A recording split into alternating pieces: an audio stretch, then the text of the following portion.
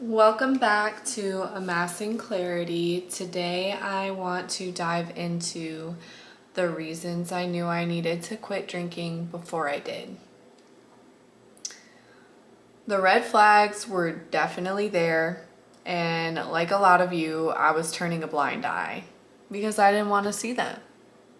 Number one was blacking out and the frequency of blacking out. So towards the end of my drinking, I was blacking out almost every single time I drank.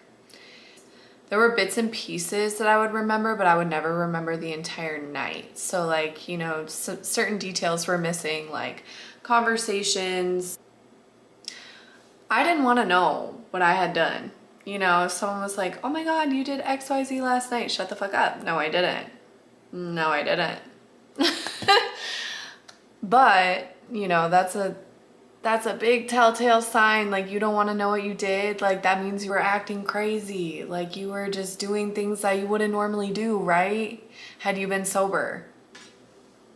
Another sign for me was no accountability. There was this vicious cycle of these things always happening to me and me not comprehending the role that I was playing in my own suffering. I was putting myself in dangerous positions because I didn't trust myself to make good decisions. My intuition was completely shot, completely weakened. I was a deeply hurt person, deeply hurting other people directly and indirectly with my actions. I would apologize and repeat the same behavior.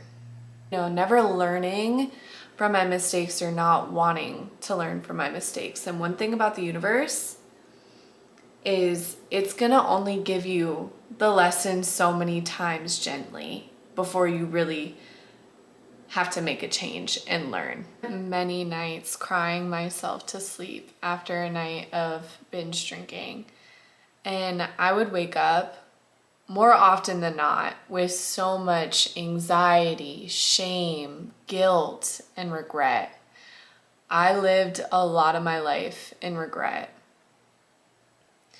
I honestly was in an abusive relationship with myself and I couldn't see a way out of it. The night I got my DUI was not the first time I had driven drunk. It was just the time that I got caught. Drinking, I just want to reiterate, drinking and driving is never okay. Never okay. I don't care if you had one drink. I don't care if you had two drinks.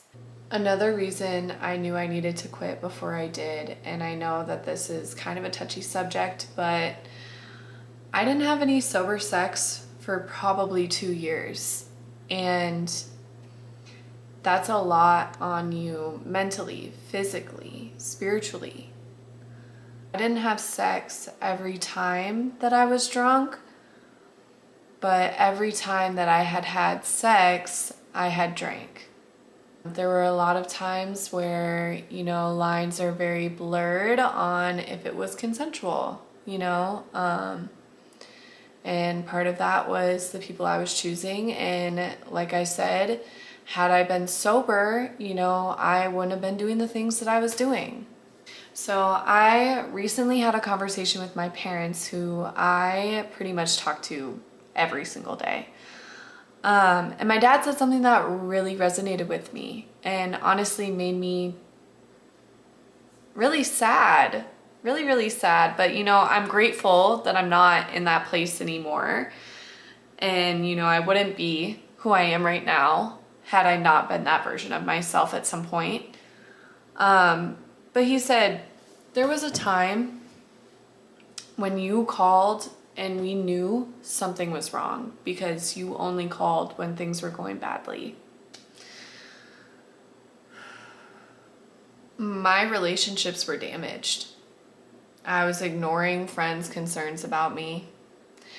People started calling me Party Girl Anna. Ugh, I just hate. I hate that for me because that's just not who I am at all anymore. To be real, I would compare my drinking habits to everyone around me, and because I wasn't doing drugs, And, you know, maybe I wasn't drinking every single day. I'm like, I don't really have a problem. I mean, like, there's so many people who are way worse than me. Towards the end of my drinking, I was so deeply unhappy with myself. I was waking up hungover. I was puffy. I was bloated. I wasn't productive. I was spending my days so violently hungover. I wanted so badly for my reality to be different than what it was. I wasn't taking care of myself. I gained so much weight. And I don't want to put your worth into what you weigh, but I was unhealthy. Like, it was solely from the way I was eating and the way I was drinking. You know, my gut health was shit, which all of it ties into your mental health. Like, let's not forget that your gut health and your mental health are directly correlated. Earlier, I said that I would cry myself to sleep a lot. Well, on those nights, there were a lot of times where I would look up videos on how to be sober. And here I am now making them. It's crazy the way that life works out. I have progressed so much since becoming sober, and we're coming up on 2.5 years. I now embody everything that I wanted to be. When I said that I wish so badly that my reality would be different, I'm living that reality right now. I am so incredibly grateful for this journey. I release fear, limiting beliefs. I open my mind, my body, my heart to be the most authentic version of myself.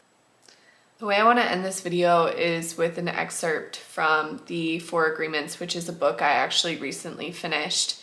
And reading has been amazing in helping me through my journey, understanding myself. And in my next video, I'll go into, you know, things that have kept me sober. If I've been able to stay sober through my cousin's death, my dad's diagnosis with cancer, I promise that you can do it. Suffering makes you feel safe because you know it so well. But there really is no reason to suffer. The only reason you suffer is because you chose to suffer. If you look at your life, you will find many excuses to suffer, but a good reason to suffer, you will not find. The same is true for happiness. The only reason you are happy is because you chose to be happy. Happiness is a choice, and so is suffering. Thank you for watching. Subscribe to my YouTube if you feel like you are drawn to. I hope that you have a day as beautiful as you.